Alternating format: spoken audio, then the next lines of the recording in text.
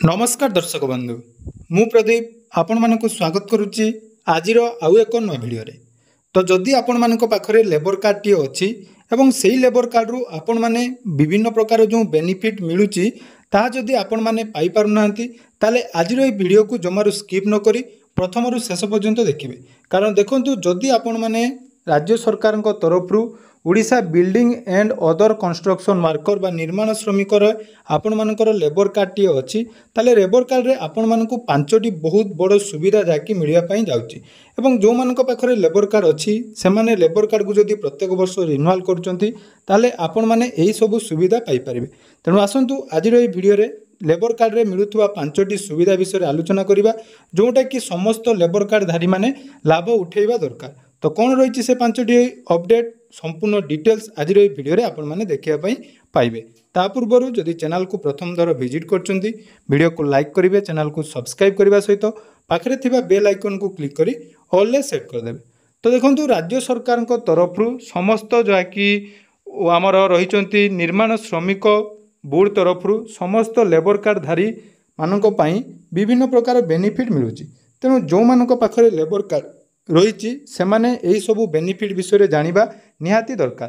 तेणु आपण माने जदि लेबर कार्ड टी करिसंती ताले से लेबर कार्ड कला परे आपण मानकु सेथिरे कोन कोन बेनिफिट मिलुची सेटा आपण माने जानिले परवर्ती समय रे जाकि आपण माने से सब सुविधा नै पारिबे। तो साधारणतः जदि आमे देखिबा आमर लेबर कार्ड टी जदि आपण माने बनैचंती ताले से लेबर कार्ड रे आपण मानकु पांचटी जाकि सुविधा मिलि थाए। से पांचटी सुविधा कथा जदि आमे देखिबा देखंतु प्रथम गुटिए रही प्रसूतिकालीन सहायता फॉर्म जो थे कि आपण माने जो माने महिला लेबर कार्ड धारी रही सेमानकर जो प्रसूतिकालीन बा डेलीवरी समय रे सरकार तरफ लेबर कार्ड हिताधिकारी को 10,000 टंका जहाँकि मिलूची एवं यही स्कीम रे जो मानकर फीमेल बेनिफिशियरी रही बा महिला लेबर कार्ड धारी मानकर मैक्सिमम 2टी चिल्ड्रेन पाई से माने यही फॉर्म फिलअप करी जहाँकि 10,000 टंका लेखाएं आर्थिक सहायता पाई परिबे। ता सहित आपण माने जानिथिबे अधे सुनिथिबे जे लेबर कार्ड टी जो मानक पाखरे अछि से मानकर झियर बाहाघर समय रे आपण मानकु जहाँकि 50,000 टंकार बेनिफिट मिलता है। अर्थात जदि आपण मानकर लेबर कार्ड टी अछि आपण मानकर झियो 18 वर्ष पर मैरेज करुच्ची ताले से क्षेत्र में सरकार आपण मानकु 50,000 टंका जहाँकि सहायता राशि प्रदान करुचंती। एटा मध्य बहुत लोकों को पाउचंती। तेणु यहाँ पई आपण मानकु केमिति आवेदन करिया पई पड़िबो से विषय में मु आपण मानकु डिटेल्स कहबी। किंतु मने रखिबे जदि आपण माने लेबर कार्ड रे प्रत्येक वर्ष रिन्यूअल करुचंती जोटा कि रिन्यूअल चार्ज प्रत्येक वर्ष आपण मानकु 50 टंका लेखाएं देवा पई पड़ुची। तेणु जदि सेटा आपण माने कंटिन्यू रिन्यूअल करुचंती ताहाले जाई आपण माने एही सब सुविधा परवर्ती समय रे पाई परिबे। ता सहित देखंतु अंत्येष्टि क्रिया फॉर्म जोटा कि जदि कोनोसी लेबर कार्ड धारींकर मृत्यु हुए ताहले एठी आपण मानकर तांकर जो एकादश क्रिया करिया पई सरकार तरफ 5,000 टंकार सहायता राशि प्रदान करा जाय जोटा कि तांकर जो माने नॉमिनी रहिचंती से नॉमिनी मानकु एही सुविधा प्रदान करा जाय। ता सहित मृत्युकालीन सहायता फॉर्म मध्य गुटे रहिची जोंथिरे जो रजिस्टर आपण मानकर लेबर कार्ड धारी रहिचंती से महिला हुंतु बा पुरुष हुंतु तांकर जदि मृत्यु हुए ताले मृत्यु बाबद रे सरकार तरफ एठी आपण मानकर जहाँकि 2 लाख टंका पर्यंत आपण मानकु सहायता राशि प्रदान करा जाय थाए। तेणु यही सब सुविधा जहाँकि लेबर कार्ड धारी मानकु मिलुची किंतु सबुठारु इम्पोर्टेंट कथा हला आपण माने यही सब सुविधा जोटा मिलुची तार लाभ केमिति पाइबे। कारण देखंतु यहाँ पई आपण मानकु स्वतंत्र फॉर्म गुड़िक रही से फॉर्म आपण मानकु फिलअप करिया पई पड़िबो एवं से फॉर्म आपण माने जदि फिलअप करचंती एवं आपण को लेबर ऑफिस रे सबमिट करचंती ताले देखंतु एठी पूरा क्लियरली मेंशन कर जायछि जे मृत्यु वरण करिवार 60 दिन भितरे आपण मानकु जहाँकि लेबर कार्ड रे मृत्युकालीन सहायता मिल पारिबो। ता पई आपण मानकु कोन कोन करिया पई पड़िबो तार डिटेल्स मध्य एठी आपण मानकर रहिछि।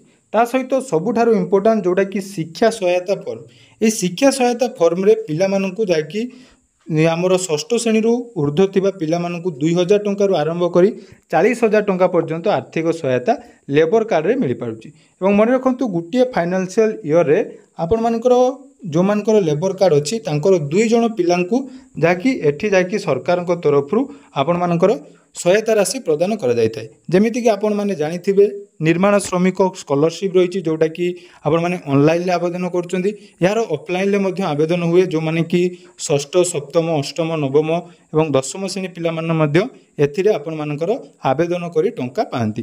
एबे देखंतु आपण माने एई सब बेनिफिट केमिति पाइबे एवं कौन कौन जरिया रे आपण मानकर आवेदन हेई परिबो।